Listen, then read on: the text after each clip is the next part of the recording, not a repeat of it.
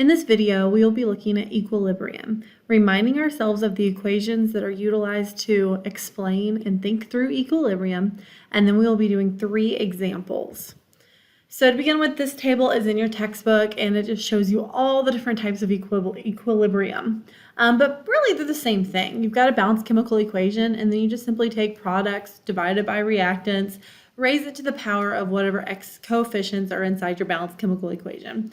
So they're the same thing, it's just equilibrium applied to different types of chemical situations, whether it be a solid dissolving, a whole bunch of aqueous chemicals, some gases, an acid base, redox. It's all the same kind of format. It's just what is the specific case that we are looking at. But things just to remember are that your equilibrium expressions only ever include the aqueous or the gaseous species. They don't ever include solids or pure liquids.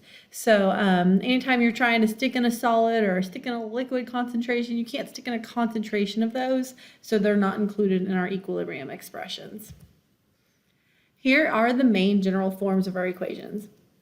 Where K, and this is understood C for concentration because you've got the little brackets around the symbols, and of course that means concentration. So you have products, reactants, but the coefficients in each in the chemical equation become the exponents on the concentration symbols. So that is our equilibrium expression that we're working with.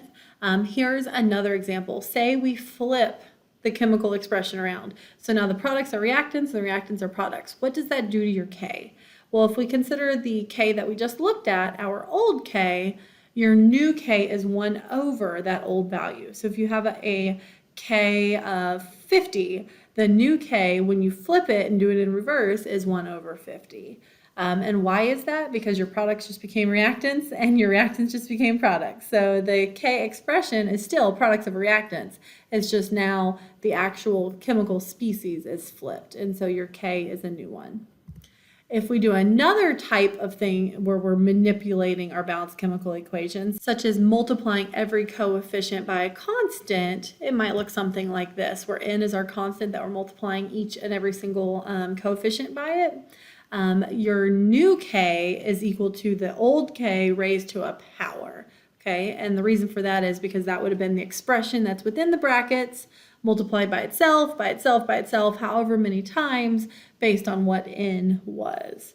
And so these are things to keep in mind, just quick little tricks that if you have a K and then you do something to the balanced chemical equation, you're changing the K as well. All right, you can't flip it and multiply it and not have it an effect on K. Your K changes based on what you do to your balanced chemical equation.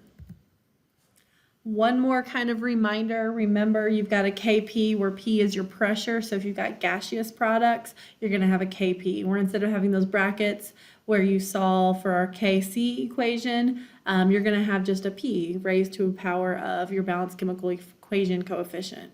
And so can you relate your Kc to your Kp? Absolutely. Remember back in Gen Chem days where you had your ideal gas law, PV equals nRT? So what this equation essentially does is it allows us to relate the Kc to the Kp using this equation. And so algebraically you could derive this equation or from that equation just by combining your equilibrium expression, K equals products of reactants, and this PV equals nRT. Now you could write it in this format where Kp equals your Kc times your RT, R is your gas law constant, of course, your T is your temperature in Kelvin, and then your products minus reactant number of moles on top. You could also flip it around the other way, and when you flip it, now it's reactants minus product is your exponent. But that's if you change your Kc equal to your Kp. Either one works, it's the same expression, just algebraically rearranged. All right, so then K versus Q, and a lot of you might have forgotten what Q is. Q is our reaction quotient. K is our equilibrium constant. What does that mean? That means in those previous slides, I didn't show you the little EQ that's below each bracket. It's kind of understood to be there, okay? It's assumed that we're talking about equilibrium. If we're looking at another point in time, you're gonna need to have that time point as a subscript. So that's why your Q is normally 0. 0 is initial conditions. Does Q have to always be at initial conditions? No. You can have a Q after 5 minutes, after 3, whatever it is. But typically Q only equals K at equilibrium. All right, that's just kind of the definition of equilibrium. So a Q at equilibrium equals your K. And so all of your Ks are at equilibrium. Your Qs are typically your initial conditions, but they don't have to be. But why this matters is if you're ever asked the question, I've got these initial conditions, which way is the reaction going to proceed? You would have to answer that question by first figuring out the relationship of Q to K. Meaning, we've got these products up here, and we've got our reactants down below. Let's say we start out with a whole bunch of our products and very little of our reactants. We can look at that and know, well, it's gonna obviously probably proceed to the left, but you have to put it into this Q right here, this Q equation, just to make sure, because these coefficients could change things. Okay, and so if your Q is greater than your K, or your K is less than your Q, either way of thinking about it, then this is going to shift to the left. And I like doing it this way because your arrow looks just like that. And so if you have K and Q, where your K is less than your Q, it's going to proceed to the left. So the reason for that is just like what we've said a second ago. If you have more of the product, taking into account those balanced chemical coefficients, then it's going to want to form equilibrium. And so equilibrium is where you have an equal ratio here between the products and the reactants, taking into account these coefficients. And so that's your relationship here. If you go the opposite direction, of course, it's going to flip it. So if your K is bigger than your initial conditions, then your reaction is going to proceed to the right and you're going to create more products. Whereas proceeding to the left is the creation of more reactants. Proceeding to the right is the creation of more products. All right, so let's do some examples here. This is a first one to start out with, and what we have going on here is this chemical equation, which is balanced for us. So our sulfur trioxide is going to change into sulfur dioxide and oxygen. All of these are in the gaseous state, so they're all in the same state. So at some random temperature, we've got 0.940 moles of sulfur trioxide, and we're placing it into a 3-liter container at equilibrium. Then oxygen is present. So what that means to us is if we make an ice table, I stands for initial change in equilibrium. Initially, how much sulfur trioxide did we start out with? 0.940 moles. And you, of course, can turn that into molarity. I'm going to choose to do that at the end of this, but you could also put this in as molarity here, and it works just as well. If your volume changes, so say I have 3 liters of some component, 2 of another, you need to use the volumes in your ice table. But if all of the volumes are constant or consistent through all of the variables, you can wait until the end, as I'm going to choose to do. So how much sulfur dioxide do I have and how much oxygen do I have? It doesn't mention it, so I'm going to assume that it starts out with none, 0. And then the reaction proceeds, obviously, to the right, because Le Chatelier's principle is saying we're trying to establish equilibrium. We're trying to move away to help get us closer to equilibrium. So if we don't have any of this, we can't go to the left because, we can't create something out of nothing. So it's going to proceed to the right, which means I'm creating product, removing some reactant in that process. And so how much sulfur dioxide do I have? So it says at equilibrium, 0.18 moles of oxygen is present. 0.180 moles here of oxygen. Well, if I create 0.18 moles of oxygen, how much of sulfur dioxide do I create? Well, our change is going to be here 0.18 because 0 plus 0.018 is equal to 0.018. So if that was my X, if you will, here I've got 2 of them. So for every 1 oxygen that's created, I better create 2 sulfur dioxides or I've broken my stoichiometry, which means I've got 2 times 0.180 here as my change. And so therefore, how much sulfur dioxide do I have? I have 0.360 moles. And if that's the case, How much do I have of equilibrium of sulfur trioxide? Well, the same thing here. My change is 2 times 0.180. But these are both positive because we're adding to them. This one has to be negative because as I'm creating these compounds on the right, I can't have gotten them from nowhere, so I got them from somewhere. Where did I get them from? I got them from sulfur trioxide. And so that's why this side's negative in this case and this sides are positive. So I subtract 2 times 0.18 from 0.94, put that in my calculator, end up with 0.580 moles. Now, have I done everything I need to do? No, I need to calculate Kc. That was the whole reason behind this, is because in order to have your Kc, you need to be able to fill in your equilibrium expression. And so in this case, it's product, so I've got O2 raised to a power of 1, because my coefficient is 1, times sulfur dioxide raised to a power of 2, because my coefficient is a 2, over my reactants, sulfur trioxide squared.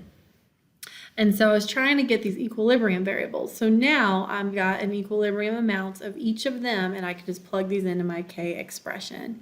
And so K is going to equal my concentration of oxygen, 0.180, and that's moles, over liters. How many liters? 3.00 liters. That's all raised to the first, and then now sulfur dioxide, and you could have flipped them. It doesn't matter which order you put them in. 2, so I've got 0.360 moles on top here, and then 3 liters on bottom, and this is going to get squared. Then on the bottom, I've got sulfur trioxide, so 0.580 moles on top, all over my volume, which is once again 3 liters, and that entity is squared. Put all of that into your calculator, and I'm going to get a K, which is our concentration, equal to 0.0231. And remember, your K values don't have units. Now you may be asking the question, well, these are pressures. Shouldn't it have been like a Kp instead of a Kc? Well, if we're talking about them in terms of concentration, it's a concentration unit as opposed to pressure. Do all of these moles have a pressure? Absolutely, because they are a gas. Okay, but because we're talking about moles per liter, it is a concentration, and so our concentration here, our Kc, is going to be equal to 0.0231, and yes, there are no units there. Next problem. This is our equation, and we have an equilibrium mixture that contains 1.4 moles of iron, 1.4 times 10 to the negative 3 moles of oxygen, and 2 moles of iron 3 oxide, all in a 2-liter container. Calculate the value of K for the reaction. This is kind of nice because I didn't make you do a nice table. I said here are the equilibrium conditions. So let's fill this in. Let's write down below each one how many moles of each we have. And then let's talk about what we need to put into our equilibrium expression. All right, so if you just start filling in your values, you might have been tempted to include iron 3 oxide and iron in our K. Should we do that? No, why not? They're solids. You do not include solids in your K expression. So our K equals products. There are none of them because you do not include solids, over reactants. Don't include iron. All we care about is our concentration of oxygen raised to the power of 3. So what that means is we need to put into our equation 1.4 times 10 to the third moles all over a 2-liter container, and that is cubed.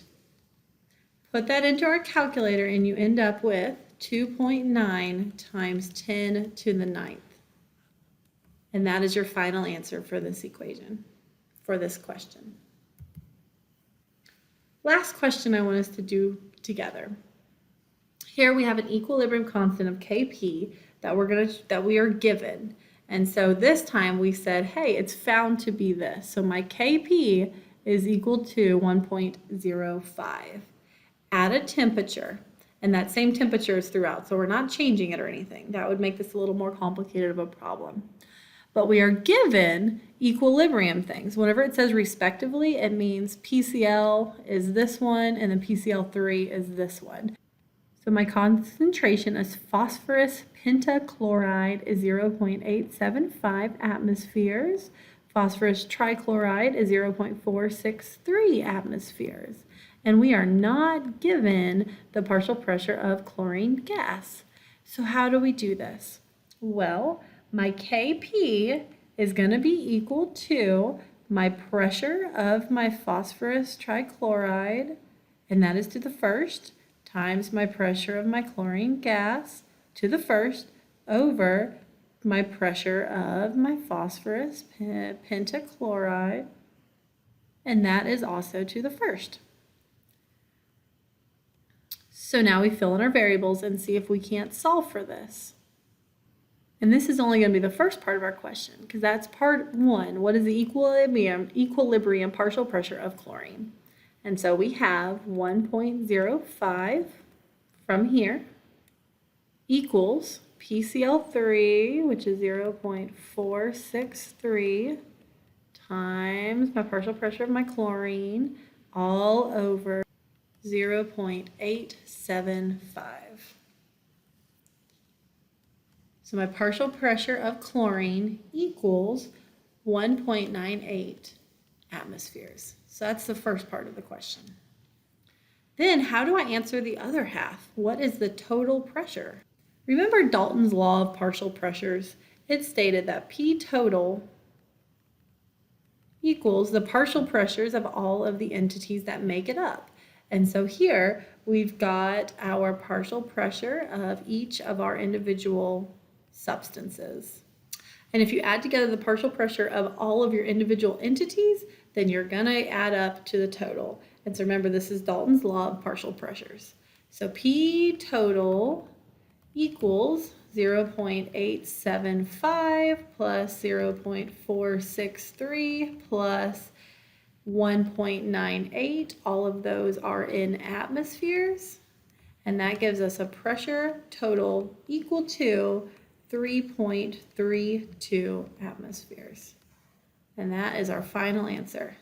So when you're doing these calculations, you need to write the balanced chemical equation, make sure it's balanced, think about the phases that each of your individual states are in, and to decide what is the problem giving you. We've got 3 more examples to work in class. All of these problems that we've worked are very different, but they're very much the same. They're governed by the same principles.